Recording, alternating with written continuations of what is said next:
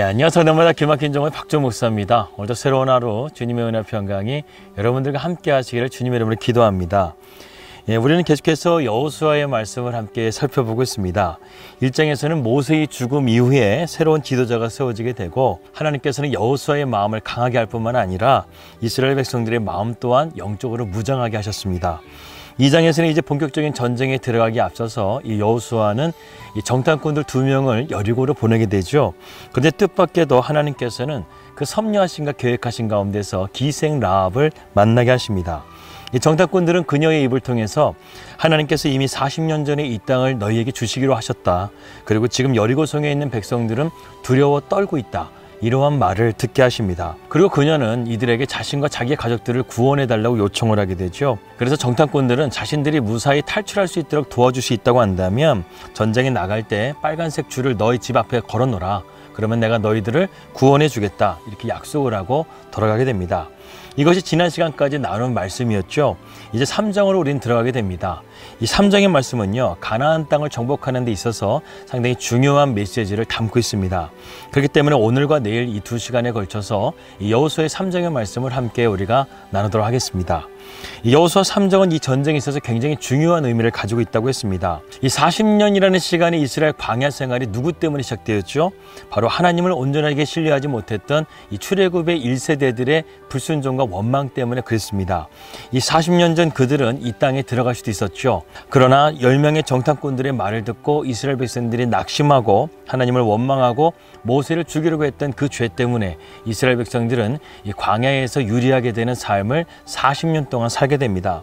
그렇게 해서 하나님께서는 이스라엘 백성들을 광야에서 방황하게 하시고 출애굽 1세대들을 광야에서 다 죽게 하신 이후에 이제 2세대들이 가나안 땅을 다시금 들어가기 위해서 지금 요단강 앞에 서 있다는 것이죠. 이러한 뼈아픈 역사를 겪고 이제 이스라엘 백성들이 영적으로 무장해서 가나안 땅 앞에 지금 서 있는 것입니다. 그런 가운데서 이스라엘 백성들은 마치 짙은 어두움에서 밝은 빛으로 나가는 것 같은 그러한 교차점에 있다는 것을 우리에게 보여주고 있다는 것이죠. 그래서 1절의 말씀 보게 되면 또 여호수아가 아침에 일찍이 일어나서 이렇게 말씀하고 있잖아요. 일찍이 일어났다. 짙은 어둠 가운데 새벽에 여명을 밝히면서 일어났던 이스라엘 백성들을 이 여호수아의 기자는 이제 광야의 묵은 생활을 청산하고 새로운 시대가 도래했다는 것을 보여주기 위해서 이렇게 의도적으로 기록한 것이라고 볼 수 있습니다. 이제 이스라엘 백성들은 칠흑같이 어두운 밤 광야의 생활을 지나가고 있다는 것이죠.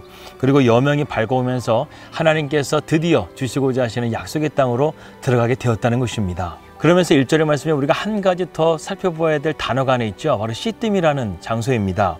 그들이 지금 시딤을 지나서 어디로 갔습니까? 요단강으로 가게 됐죠. 그런데 이 시딤이라는 장소의 의미가 무엇입니까? 이스라엘 백성들에게요, 지우고 싶은 정말 끔찍한 죄악된 사건이 발생했던 장소였습니다. 민수기 25장에 그 사건에 대한 이유가 나오는데요. 1절부터 제가 5절까지 말씀을 읽어드리도록 하겠습니다. 이스라엘이 시딤에 머물러 있더니 그 백성이 모압 여자들과 음행하기를 시작하니라. 그 여자들이 자기 신들에게 제사할 때에 이스라엘 백성을 청하며 백성이 먹고 그들의 신들에게 절함으로 이스라엘이 바알보알에게 가담한지라. 여호와께서 이스라엘에게 진노하시니라. 여호와께서 모세에게 이르시되 백성의 수령들을 잡아 태양을 향하여 여호와 앞에 목매어 달라. 그리하면 여호와의 진노가 이스라엘에게서 떠나리라. 모세가 이스라엘 재판관들에게 이르되 너희는 각각 바알보알에게 가담한 사람들을 죽이라 하니라. 지금 시딤에서 일어난 사건이 바로 무엇입니까? 바로 이 발람에 의해서 이 모압 여인들과 음행한 사건이 지금 발생하게 있는 것이죠. 이스라엘 백성들이 이 광야 노정 가운데서 아주 악한 이 음란한 행위를 했다는 것입니다.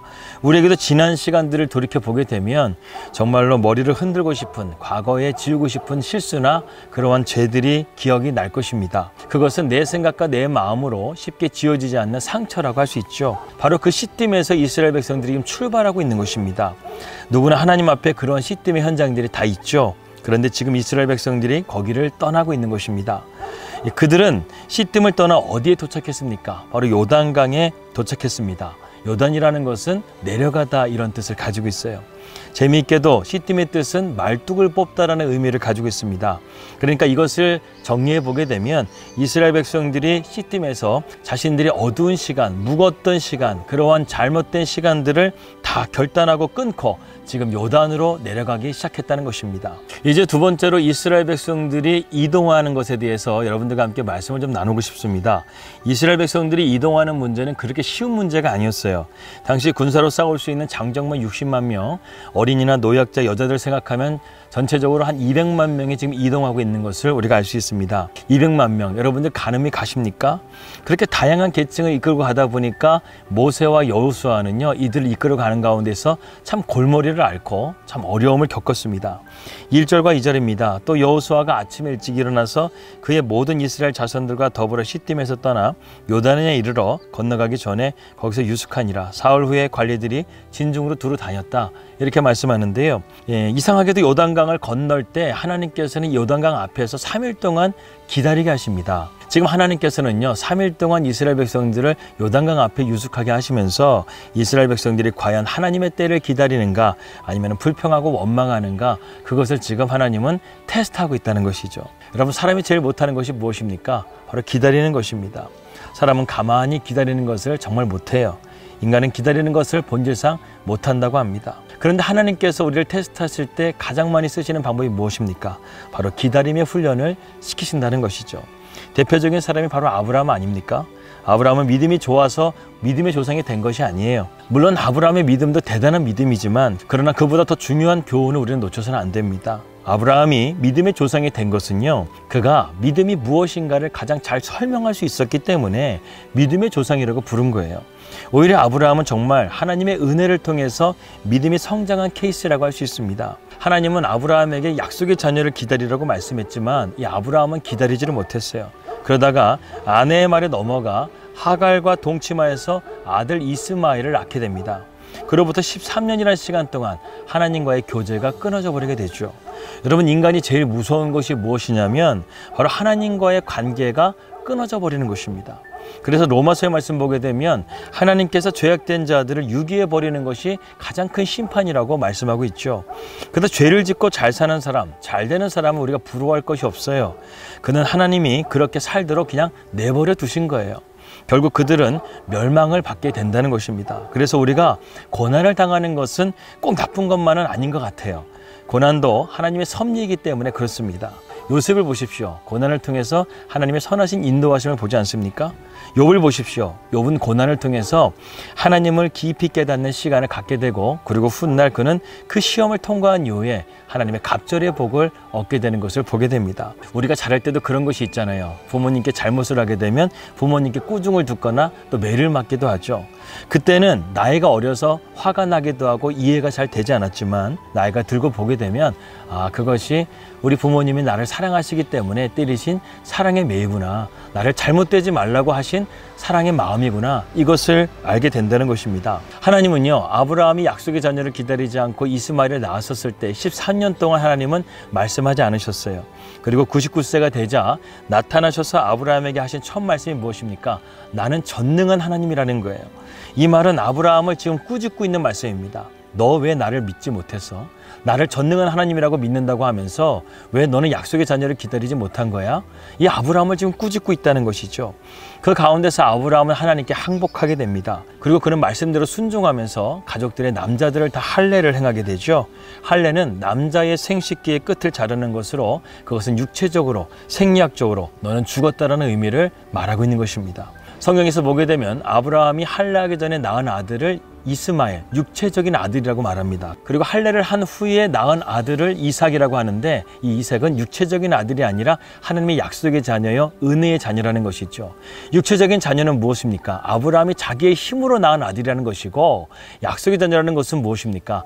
하나님이 은혜로서 그에게 주신 자녀라는 것입니다. 그래서 바울은 갈라디아서나 로마서의 말씀을 통해서 이 이삭을 약속의 자녀, 은혜의 자녀라고 말씀하고 있다는 것이죠. 우리가 이러한 아브라함을 통해서 공감하고 있는 것이 무엇입니까? 우리 자신을 돌아보게 하는 것이 무엇입니까? 맞아, 우리는 참 기다리지를 못해. 하나님의 타이밍을 우리는 참 기다리지 못하고 인내하지를 못하는 것 같아. 이것을 우리는 깨닫게 된다는 것이죠. 기다리다가 조급해지게 되면 우리는 어떻게 됩니까? 결국에는 잘못된 선택, 실수를 하게 된다는 것입니다. 그러나 우리는 하나님을 끝까지 붙잡고 믿음으로 나가야 되겠습니다. 처음에는 기다려도 아무것도 일어날 것 같지가 않아요. 그러면서 정말 피가 말라가는 느낌까지 받게 됩니다. 그런데 그러면서요, 내 안에 점점 힘이 빠지게 되는 거예요. 내가 정말 죽는 그 자리까지 가는 거예요. 그러면은 그때서야 하나님께서는 하나님의 일을 시작하십니다. 하나님께 온전하게 맡길 수 있는 그런 믿음이 되어질 때 하나님은 일을 시작하신다는 것이죠. 이것이 쉬운가요? 절대로 쉽지가 않습니다. 우리 자신을 내려놓는 것 자체가요, 절대로 쉬운 문제가 아니에요. 하지만 하나님께서는 고난을 통해서 우리에게 그러한 자리까지 내려가게 하실 때가 있다는 것입니다. 요단강이 무슨 뜻이랬죠? 내려가는 거예요. 우리가 하나님 앞에 겸손하게 내려가는 거예요. 근데 하나님께서는 이스라엘 백성들이 정말 겸손해졌는가를 테스트하시는데 그것이 무엇입니까? 3일간의 침묵이라는 것이죠. 지금 이스라엘 백성들에게 하나님께서는요, 내가 3일 후에 요단강을 건너게 하시겠다 이런 말씀을 하시지도 않았어요. 이 테스트가 언제 끝날지도 모르는 상황이었다는 것입니다. 그런데 이스라엘 백성들은 어떻게 합니까? 침묵하고 있는 거예요. 그러면서 그들은 생각하고 있었을 것입니다. 40년 전에 똑같은 상황이 벌어졌을 때 우리의 조상들은 하나님을 원망하고 불평함을 통해서 결국 40년 방황을 유리하게 되었다. 우리는 이제 그러한 죄를 범하지 말고 하나님을 끝까지 신뢰하자. 이러한 믿음을 가지고 그들이 하나가 되었었을 때 그들의 믿음은 3일 후에 이 테스트를 통과하게 되고 요단강을 건너게 되었다는 것입니다. 이 요단강을 건너기 전에 3일 동안의 이 침묵의 시간은요, 이스라엘 백성들에게 너무나 중요한 시간이고 그들의 믿음이, 그들의 영적인 무장이 얼마나 철저하게 준비되었는가를 우리에게 보여주고 있는 아주 강력한 말씀이라고 할 수 있습니다. 3일 동안의 침묵, 언제 끝날지 모르는 하나님의 테스트.